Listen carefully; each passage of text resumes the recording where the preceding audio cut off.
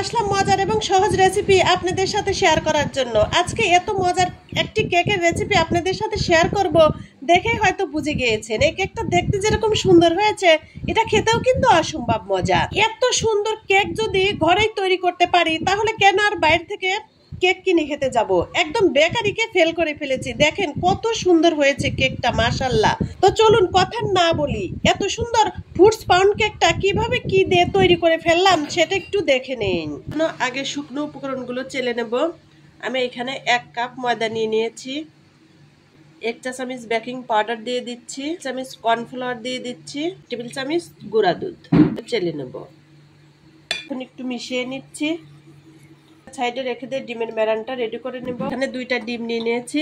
আমি এখন বিটারের মিডিয়াম স্পিডে দিয়ে ডিমটা একটু আগে বিট করে নেব।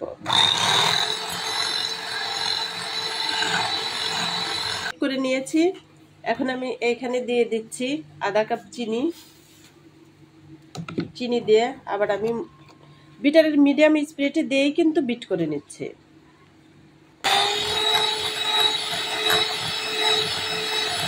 এর কালারটা কিন্তু একদম চেঞ্জ হয়ে গিয়েছে, দেখেন একদম সাদা সাদা হয়ে গেছে। এখানে আমি দিয়ে দিচ্ছি আধা কাপ তেল। পাউন্ড কেকের ক্ষেত্রে যতটুকু চিনি নেবেন সেই পরিমাণই তেল দিতে হবে।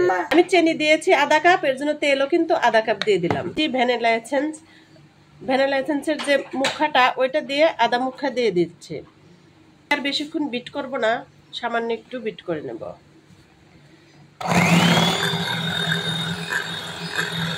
কিন্তু আমি 30 সেকেন্ডের মতো বিট করে নিয়েছি, বেশি বিট করি নাই। এখন আমি শুকনো উপকরণগুলো মিশিয়ে নেব।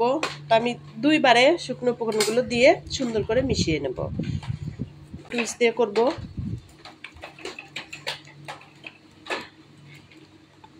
একদিক থেকে ঘুরিয়ে ঘুরিয়ে সুন্দর করে মিশিয়ে, কিন্তু ব্যাটারটা শক্ত হয়েছে। তো শক্ত হলে এই পর্যায়ে আমি দিয়ে দিচ্ছি 1/4 কাপ তরল দুধ। একদিক থেকে ঘুরিয়ে ঘুরিয়ে কিন্তু আমি মিশিয়ে নিচ্ছি। এই যে ব্যাটারটা আমার একদম রেডি হয়ে গিয়েছে। তো আমি এখন এইখানে টুটি ফুটি দেব। কিছু টুটি ফুটি নিয়ে নিয়েছি। এখন আমি এইখানে একটু ময়দা মিশিয়ে নিচ্ছি। 1 চা চামচ ময়দা দিয়ে দিলাম। ময়দাটা দিয়ে টুটি ফুটিটা এভাবে মিশিয়ে নিতে হবে, তাহলে কি হবে, কেকের সারাটা জায়গায় ছড়িয়ে থাকবে।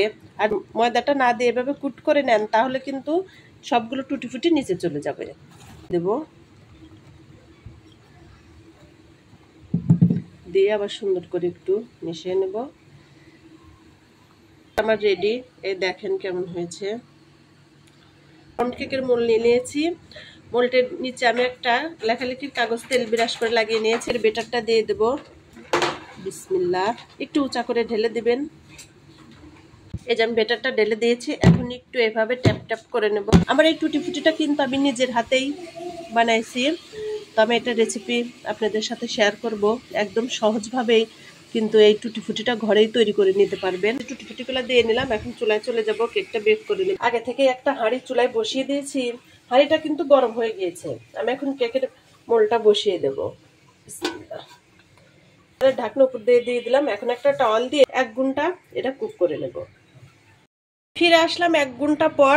দেখেন কেকটা কিন্তু কত সুন্দর হয়েছে, মাশাআল্লাহ। তারপরেও আমি একটু কাঠি দিয়ে চেক করে নিচ্ছি। এখন আমি এটার উপরে একটু সুগার সিরাপ দিয়ে দেব। সুন্দর কালার আসছে। এই কালার আসার কারণটা হচ্ছে সিলভারের ঢাকনা দিয়ে ঢেকে দিয়েছি, এর জন্য। গরম থাকা অবস্থায় কিন্তু সুগার সিরাপটা দিয়ে নিতে হবে। এটা সুন্দর পুরোপুরি ঠান্ডা হয়ে গিয়েছে। থেকে সুন্দর করে একটু ছাড়িয়ে নেব। উঠিয়ে নিয়েছি। এখন কাগজটা উঠাই নিচ্ছি। কত সুন্দর সফট হয়েছে, একদম বেকারি ফেল। এত সুন্দরভাবে যদি ঘরেই কেক তৈরি করতে পারি, তাইলে আর বাইরে থেকে কেন কেক কিনে খেতে যাব বলেন? আমি একটু কেটে আপনাদেরকে ভিতরটা দেখাই দিচ্ছি কেমন হয়েছে। যে মাশাআল্লাহ, ভিতরটাও কত সুন্দর হয়েছে, একদম এত সুন্দর হয়েছে সব। তো আমার এই পাউন্ড কেকের রেসিপিটা যদি আপনাদের কাছে ভালো লেগে থাকে, তাহলে আমার ভিডিওতে একটা লাইক দিয়ে ভিডিওটা শেয়ার করে দিবেন।